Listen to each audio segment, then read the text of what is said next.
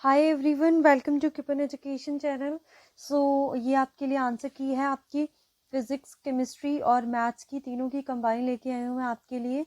So I hope आपका paper जो है वो अच्छा गया होगा, बिकॉज जो भी chemistry section and maths section में हमने, अगर मैं केमिस्ट्री और मैथ्स की बात करूँ तो अगर आपने मेरा जो भी मैंने चैनल पे अपलोड करा है वो हर एक क्वेश्चन उसी में से आया हो। बाकी फिजिक्स की बात करूँ तो फिजिक्स के आप 15 to 20 क्वेश्चन लगा के चलो कि वही आए हैं जो हमने डिस्कस करे से 10 क्वेश्चन ऐसे हैं कि वो थोड़े से हायर लेवल के चले गए हैं। तो वो मैंने बोला ही था कि थोड़े से क्वेश्चन ऊपर नीचे होंगे, इसीलिए हमने साथ में अपनी साइकोलॉजी की प्रिपरेशन करी थी, ताकि जो साइको है अगर 5-10 क्वेश्चन ऊपर नीचे होते तो आप साइकोलॉजी से वो स्कोर कर लो। ठीक है, मैथ्स और केमिस्ट्री तो ऐसा जो हमने करा है वही। अगर आपने मेरी रिवीजन क्लासेस जो मैंने रिसेंटली अपलोड करी थी, जिस जिस बच्चे ने वो देखी होंगी तो उनको पता होगा मैंने जिन जिन क्वेश्चंस पे ज़्यादा फोकस करा था वो आपके पेपर में है। ठीक है, तो अभी स्टार्ट करते हैं। और एक बात, ठीक है, मैंने ना क्यूपन एजुकेशन करके ना अपना एक ग्रुप बनाया हुआ है टेलीग्राम पे। उसमें काफ़ी सारे बच्चे हैं, नॉन मेडिकल के भी हैं। तो मैंने बच्चों को कब से मैसेज कर रखा था कि मेरे को क्वेश्चन पेपर आप सेंड कर दो। ठीक है, जब हम आपके लिए पूरा काम कर रहे हैं, आपकी कहने पर रिवीजन वीडियोस आ रही हैं, आपके कहने पर लेक्चर्स वीडियोस आ रही हैं, ठीक है, तो क्या ये आपकी रिस्पॉन्सिबिलिटी नहीं बनती है कि अगर मैं आपको बोल रही हूँ कि मेरे को क्वेश्चन पेपर चाहिए, आप सेंड कर सकते हो ना? आपके पास था तभी मैं आपसे मांग रही थी। बट आई थिंक सो शायद आप इसको सेंड करने में आपका कुछ वो हो रहा था, इसीलिए आप शायद सेंड नहीं कर रहे थे। बट वो आपके लिए ही हेल्पफुल होना था। ठीक है, उसमें मेरा कुछ नहीं है, मैंने तो आपके लिए वीडियो अपलोड करके आपको आंसर देना था। ठीक है, तो अगर हम आपके लिए कुछ कर रहे हैं तो अगर 1% अगर हम आपसे एक्सपेक्ट करते हैं तो आई थिंक सो वो आपको भी करना चाहिए। सो जो हो गया सो हो गया। तो अभी स्टार्ट करते हैं। फर्स्ट क्वेश्चन है, द n प्लस में one the term will be the median if the number of terms और ऑब्जर्वेशन आर। तो ये क्वेश्चन हमने डिस्कस करा था मीन मीडियन में, जो मैंने रिवीजन सेशन करा था वहां पे भी। तो ये फॉर्मूला हम किसके लिए लगाते हैं? ऑड वन के लिए। नाउ ये वेरी वेरी इंपॉर्टेंट, मैंने करा था कि इस पे क्वेश्चन आएगा और आया। ये ट्रायंगल का फॉर्मूला हीरोन्स फॉर्मूला लगा के करना था हमने। ठीक है, तो जो ये वाला फॉर्मूला था, एस इंटू में S A S B minus में एस सी करके, तो जब इसको सॉल्व करते हैं तो इसका आंसर बनता है 384। मैंने ये सॉल्व कर लिए है तो डायरेक्ट आंसर बता रही हूँ मैं आपको। ठीक है, नेक्स्ट ये भी हमने अपनी ज्योमेट्री क्लासेस में पूरा डिस्कस करा था, हर एक ज्योमेट्री के बारे में मैंने उसकी प्रॉपर्टीज के बारे में बताया था। तो अगर किसी उसके क्वाड्रिलेटर के डायगोनल क्या करते हैं? बाइसेक्ट करते हैं। कौन से इक्वल है? बाइसेक्ट करते हैं 90 डिग्री से, तो फिर वो जो क्वाड्रिलेटर होता है वो हमारा रोम्बस होता है। ठीक है, तो वो क्या होता है? हमारा rhombus. Next question, if the ratio of the angles of the quadrilateral are this then the angles are. जब भी मैंने बोला था रेशियो वाला क्वेश्चन आता है उसको एक्स लेट करके, इसको प्लस करके आपने 360 के इक्वल करना था। तो इसका आंसर एक्स की वैल्यू 12 आती है, तो जब 12 को 3 से मल्टीप्लाई करते हैं 36, 5 से 60, 9 से 108, 13 से 156, तो ए इसका राइट आंसर है। Next, volume of the hemisphere whose radius is this. तो वॉल्यूम क्या होती है? 2/3 पाई आर क्यूब। तो जब इसको हम सॉल्व करते हैं तो आंसर बनता है 89.8। नेक्स्ट है, इसको सिंपल आपको डिवाइड करना था, पॉइंट वाला डिवाइड करना था, तो इसका आंसर है 0.104। तो मैंने डिटेल में पॉइंट वाली डिवाइड आप कैसे करते हो सब कुछ आपको बताया था। ठीक है, नेक्स्ट क्वेश्चन है आपके पास एलसीएम का। तो एलसीएम को भी मैंने बहुत ही डिटेल में आपको करवाया हुआ था, तो इसका एलसीएम 360 आएगा। ठीक है, 672 120 का एलसीएम को क्या आएगा हमारे पास? 360। नाउ ये ट्रिग्नोमेट्री का क्वेश्चन है तो ये ना पाइथागोरस का ही था। The angle of elevation of A top of, मतलब ऐसा डायग्राम बनना था, यहाँ एंगल 30 था, ये चीज आपको 30 दे रखी थी, ये आपका टावर था, ये आपने फाइंड करना था। तो यहाँ से हम इसको कैसे सॉल्व कर सकते हैं? हमने लिखना था tan 30 डिग्री। तो tan किसके इक्वल होता है? मैंने बताया था परपेंडिकुलर अपॉन में बेस। तो tan 30 डिग्री की वैल्यू होती है √3। परपेंडिकुलर है हमारे पास, हमें फाइंड करना है, बेस हमारा है 30। तो ये 30 डिवाइड का उस तरफ जाके मल्टीप्लाई का, सॉरी इसकी वैल्यू जो है ना tan 30 की 1 में √3 होती है। तो यहाँ 30 आना था, तो √3 नीचे नहीं रह सकता है, रैशनलाइज कर दो। सो √3 को √3 से मल्टीप्लाई होगा तो 3 आ जाएगा। 3 1 10 पे 10 √3, तो 10 √3 ऑप्शन नंबर ए क्या है? Right answer. ना if the circumference of a circle is this, उसका एरिया फाइंड करना था, बट किसका? क्वाड्रेंट। क्वाड्रेंट का मतलब होता है फोर्थ पार्ट, तो एरिया जो होता है वो होता है पाई आर स्क्वायर। फोर्थ पार्ट मतलब 4 आना था नीचे, और यहाँ से सर्कमफ्रेंस से हमने रेडियस फाइंड करनी थी जो कि आनी थी 7/2। तो जब हम इसको सॉल्व करते हैं तो 77/8 इसका राइट आंसर आता है। ठीक है, नेक्स्ट क्वेश्चन देखते हैं। Area of A triangle form by the lining joint point A 5 to B 4 7 से।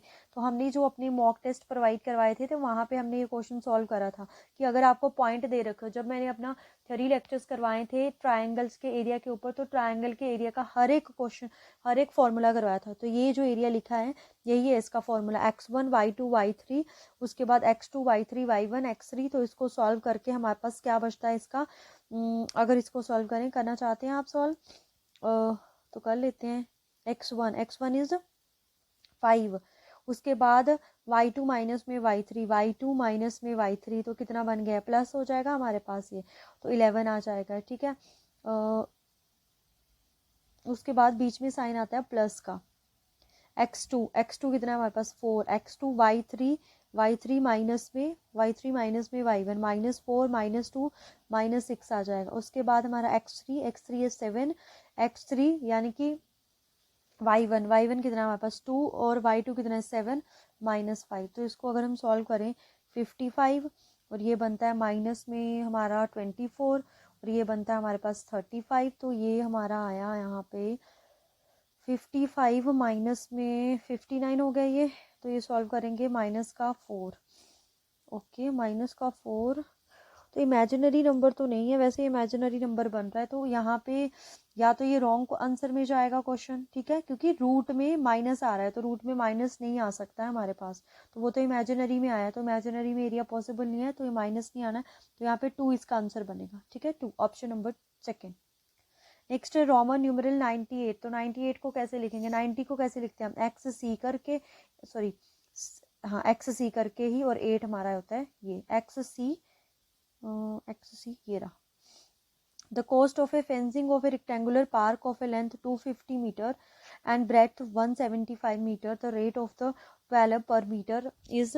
तो अभी हमें क्या करना है इसको फेंसिंग करने का, तो फेंसिंग करने का मतलब ये वाला पार्ट है, यहाँ पे फेंस करना है, तो हमें क्या निकालना पड़ेगा, पेरीमीटर। तो पेरीमीटर क्या होता है 2 इंटू में L प्लस में B, तो ये आ गया हमारे पास।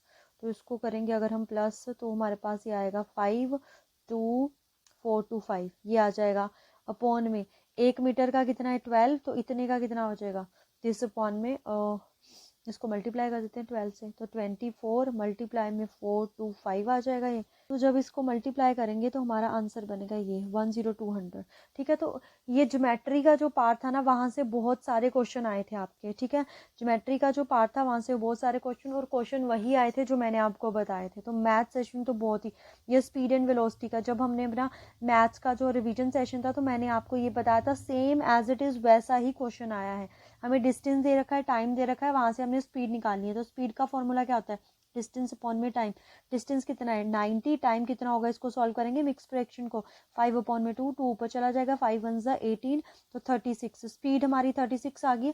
अब हमें निकालना है डिस्टेंस, तो डिस्टेंस का फॉर्मूला क्या होता है हमारे पास, स्पीड इंटू में टाइम। तो स्पीड 36 है, टाइम 2 आ गया, इसको मल्टीप्लाई करेंगे 72 आ जाएगा। नेक्स्ट ये क्वेश्चन है हमारे पास, तो ये भी क्वेश्चन हमने डिस्काउंट वाले करे तो थे, ये थोड़ा सा घुमा के डाला गया है। हमारे पास लेट से कोई किसी चीज का प्राइस कितना था, पी था। ठीक है, पी था, तो उस पर हमारा 25% क्या लग चुका है, डिस्काउंट।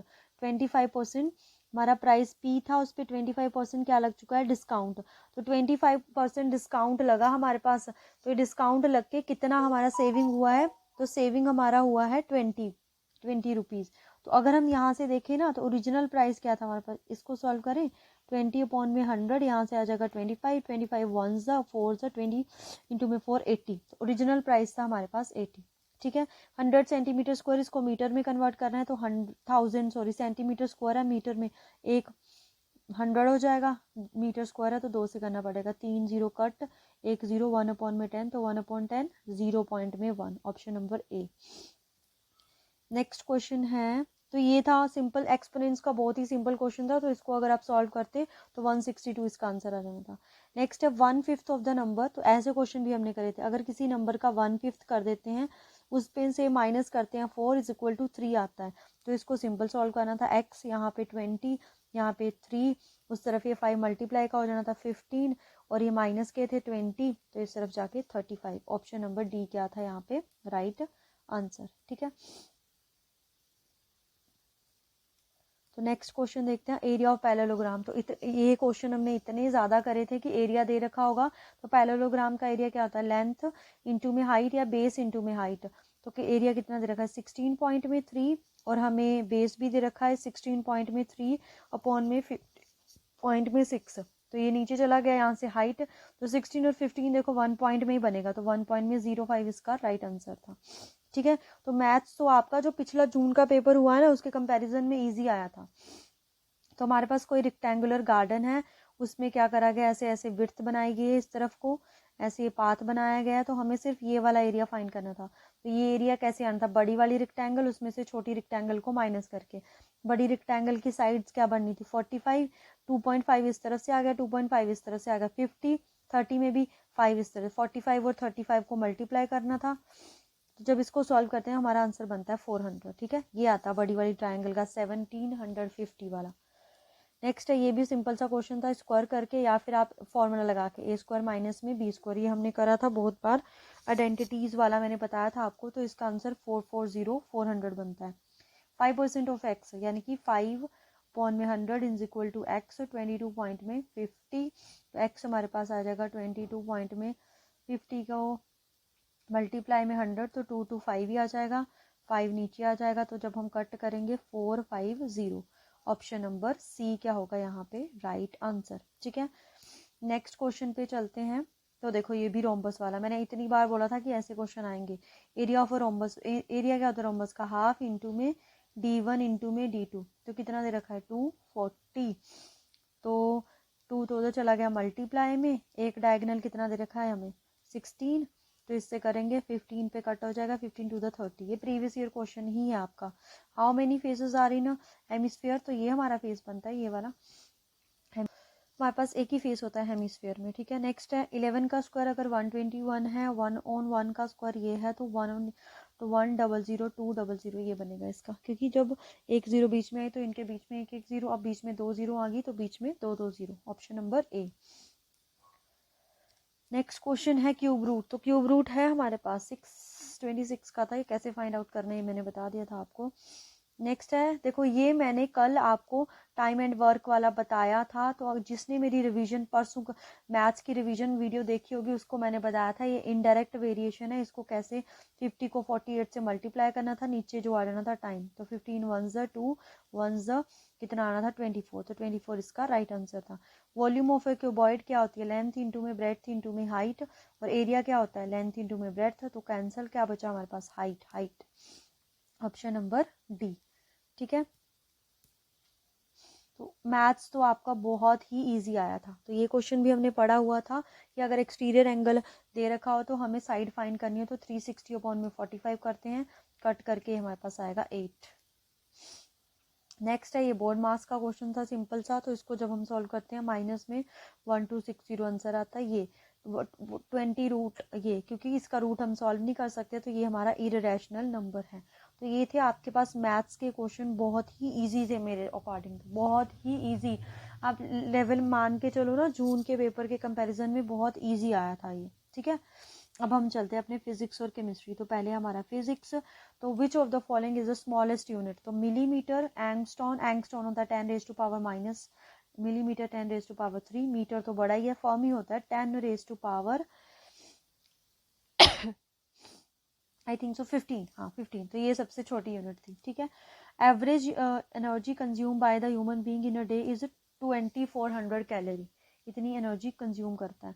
मोमेंट ऑफ कपल, तो ये मोमेंट ऑफ कपल हमारा रोटेशनल वाला है, वहां पे मैंने डिस्कस करा था।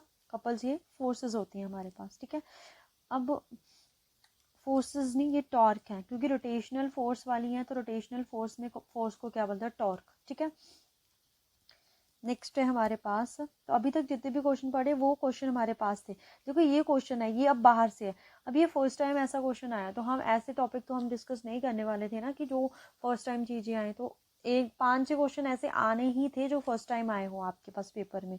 तो ये 94 है, an artificial satellite moving in an circular orbit around the earth has a total kinetic energy, this potential energy इसकी माइनस में 2E0 होनी थी। ठीक है, now which of the following is use for measuring Gauss pressure, तो गोश pressure के लिए हमारे पास नैनोमीटर होता है यूज में, ठीक है।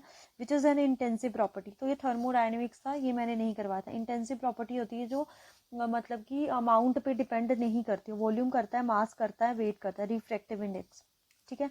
ये क्वेश्चन भी हमने प्रीवियस ईयर में करा था। Peak voltage of AC supply is this, then it's root mean square is 311.11, ठीक है।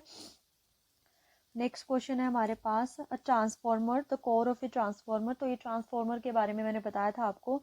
लैमिनेटेड टू रिड्यूस, किस लिए लैमिनेट, क्योंकि ट्रांसफॉर्मर में क्या है हमारे पास, वो म्यूचुअल इंडक्शन वगैरह होती है, तो एडी करंट की तरह करंट प्रोड्यूस होता है, तो उसी को रिड्यूस करने के लिए। और what temperature Celsius and Fahrenheit readings are equal, तो वो है हमारे पास -40 डिग्री।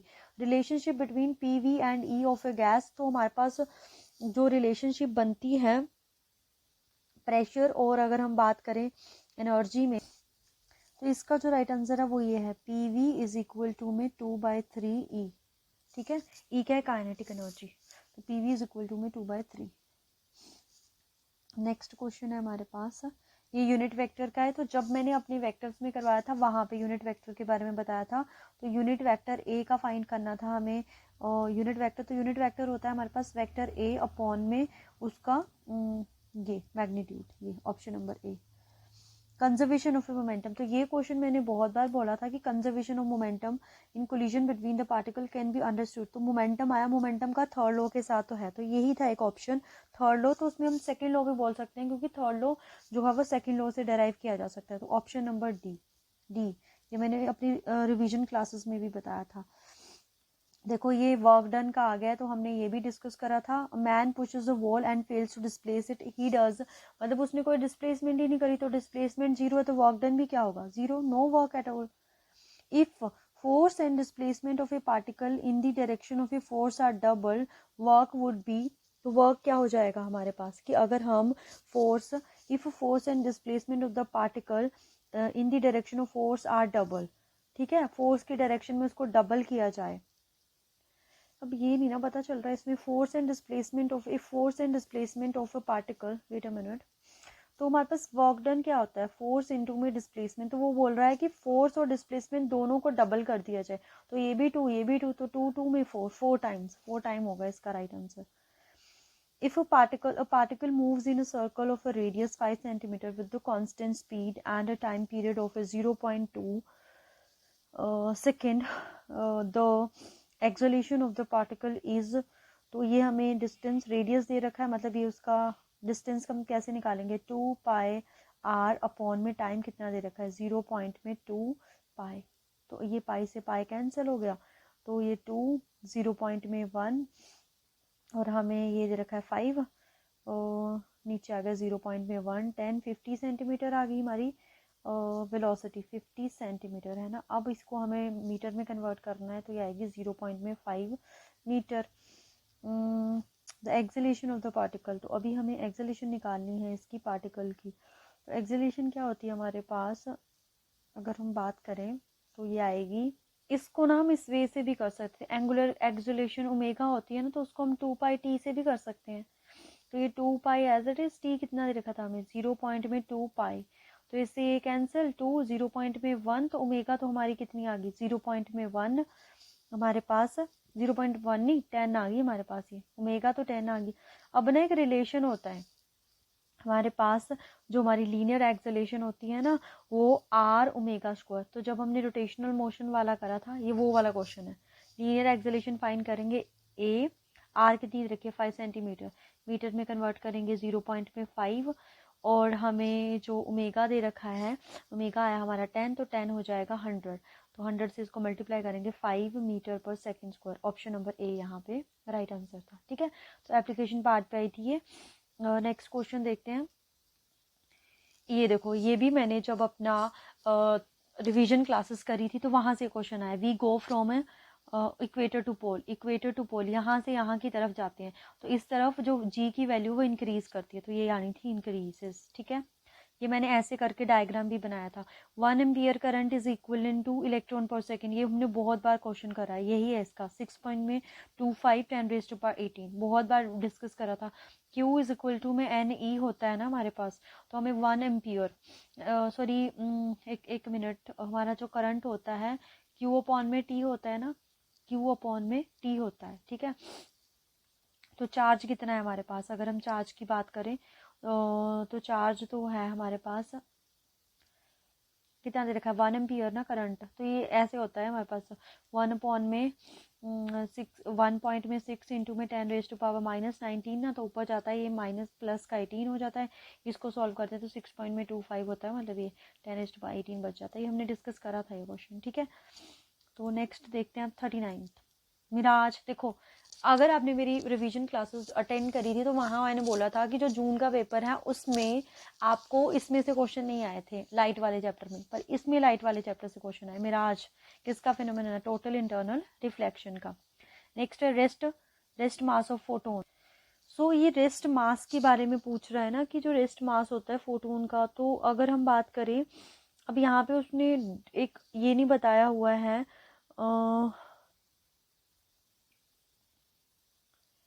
तो इसका जो राइट आंसर है वो 0 ही होगा, ठीक है। फ्री स्पेस में होता है 0 ही होगा। The wavelength of the matter waves does not depend upon, तो वेवलेंथ एक रिलेशन होता है ना, lambda is equal to HmV, तो मास पे कर रही है, वेलोसिटी पे कर रही है, मोमेंटम पे कर रही है, कौन सी टर्म पे, चार्ज पे नहीं कर रही है, तो चार्ज ऑप्शन नंबर डी पे डिपेंड नहीं करती है, ठीक है। नेक्स्ट क्वेश्चन है, देखो इक्विवेलेंट रेजिस्टेंस का क्वेश्चन हमें कैसे आया था। Equivalent resistance of the given arrangement between A and B, तो where is A where is B, this ये रहा A, और अभी पता नहीं A यहाँ है कि यहाँ है, इसमें हमें इक्विवेलेंट रेजिस्टेंस बताना था। यहाँ से ही होगा ये पॉइंट, यहाँ से इस तरफ गया ये, तो ये अरेंजमेंट कौन सी है हमारे पास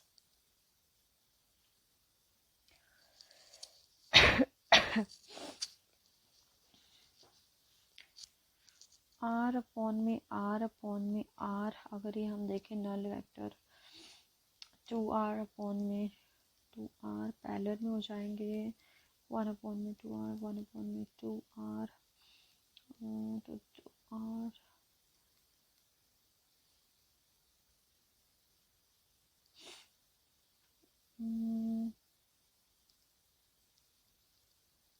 इस क्वेश्चन को मैंने ना जितना कंक्लूड करा है, तो इसका जो आंसर बन रहा है ना, मैं इसको छोड़ रही हूँ अभी क्वेश्चन को, ठीक है।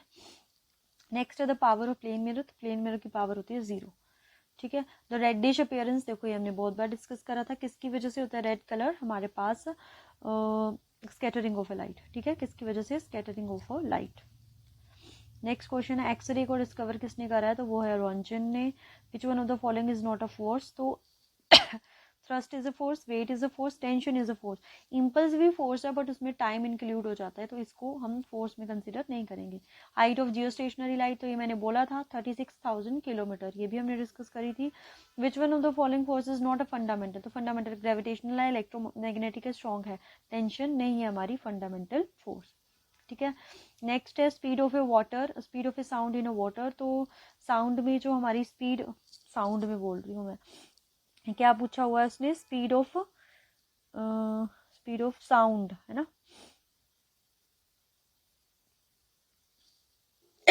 तो इसका जो राइट आंसर है वो ऑप्शन नंबर सी है, लाइट ईयर। तो मैंने ये भी आपको बोला था स्पेशल रिवीजन क्लासेस में कि 3 यूनिट्स होती है, इनको याद रखना। लाइट ईयर किसकी यूनिट होती है हमारे पास, डिस्टेंस की। Rust is a mixture of A Fe2O3, तो है, तो Fe2O3 यहाँ पे मिक्सचर है, तो ये है। When an acid react with, तो ये भी हमने जब भी एसिड बेस, मैंने इस पे स्पेशल फोकस करा था कि एसिड जब रिएक्ट करता है किसके साथ, मेटल के साथ, तो कौन सी gas with the pop of sound, hydrogen gas evolve होती है, ठीक है। नेक्स्ट है आइसोटोप एन एलिमेंट, तो आइसोटोप कैसे एलिमेंट होते हैं, जिनमें एटॉमिक नंबर सेम होते हैं, तो डिफरेंट एटॉमिक नंबर तो नहीं हो सकता है, ठीक है। सेम फिजिकल ये भी नहीं है। देखो मास नंबर, आइसोटोप में सेम एटॉमिक नंबर होता है पर डिफरेंट मास नंबर होता है, तो मास नंबर किसकी वजह से, न्यूट्रॉन, तो ये थोड़ा सा ट्रिकी कर दिया उन्होंने क्वेश्चन को, तो सी इसका राइट आंसर है। What is the false concept following, तो chemical reaction occur when electric current flow through a conducting solution. Okay, which of the following observation is not obtain. Metal deposit can be seen on the electron. Yes, ये electrochemical का cell का question है, तो electrochemical chapter हमने करा था. तो metal electrode पे डिपॉजिट करती है. There may be change in the colour of solution. बिल्कुल होता है. The colour of solution will remain the same. ये कि कलर जो है वो सेम रहता है, ऐसा नहीं है. ऑप्शन नंबर सी क्या है यहाँ पे right answer. This is the chemical effect of electric current वो लिख सकते हैं हम. नेक्स्ट है हमारे पास option number question number in which the formic acid. तो ये भी हमने डिस्कस करा था. एसिड एंड बेस चैप्टर में से बहुत कुछ आया है. यू आर वेरी लकी कि आपको एसिड बेस चैप्टर में से इतना कुछ आया और हमने हर क्वेश्चन करा था. तो ये आंसटिंग में होता है. Molarity of pure water 55 molar होती है. In which of the following flows internal circuit. कि इंटरनल सर्किट गैल्वेनिक सेल में इंटरनल सर्किट में आयंस मूव करते हैं. आयंस, ठीक है. नेक्स्ट क्वेश्चन है in as electrolytic cell. Electrolytic cell तो हमने ये पढ़ा था. करंट कैथोड टू एनोड चलता है. Cathode to anode. Option number cathode to anode देखो in a solution anode to cathode नहीं है. Through external supply. Cathode to through external बाहर से सप्लाई करनी पड़ती है और करंट चलता है cathode to anode. Option number B. Next question देखते हैं. Which metal is present in a brass bronze and German silver. तो ब्रास ब्रोंज और जर्मन सिल्वर तीनों में जो मेटल प्रेजेंट होती है तो वो होती है हमारी copper. Option number C. Now which of the right electronic configuration 17. तो 17 क्या है 287. Option number C. What we can get by recrystallisation of sodium carbonate. तो ये हमारे पास वॉशिंग सोडा. ठीक है. Calculate the molar mass of nitric acid. तो HNO3 ये हमारे पास. जब इसका सबका मास लिखते हैं प्लस करते हैं तो हमारे पास आता है 53. ठीक है. नेक्स्ट क्वेश्चन है हमारे पास a solution containing copper sulphate sodium citrate and sodium carbonate which give red PPT with aldehyde. तो रेड पीपीटी बेंडिक सोल्यूशन देता है. ये भी हमने क्वेश्चन करा था. DNA and RNA contain bases each. Which of the following base is not present in RNA? It is uracil. Which of the following is density? Unit of density. तो density होता है mass upon में volume. Mass is kilogram meter cubic. Kilogram. Option number B. Which of the following reaction is an example of double bond था, double bond break करके H आ गया तो addition reaction. Option number A. Which of the following reaction below is false? This. तो ये हमारा redox reaction का था. तो रिडॉक्स रिएक्शन चैप्टर भी हमने डिटेल में करा था. तो यहाँ पे जो मैंगनीज है ना उसकी रिडक्शन हो रही है. तो अगर उसकी रिडक्शन हो रही है ना मतलब वो +4 से +2 जा रहा है तो उसकी ऑक्सीडेशन हो रही है तो वो रिड्यूस हो रहा है. Manganese oxide is reduced. Manganese oxide is being oxidise. तो ये ऑप्शन सी फॉल्स है यहाँ पे. ऑप्शन सी क्या है यहाँ पे राइट आंसर.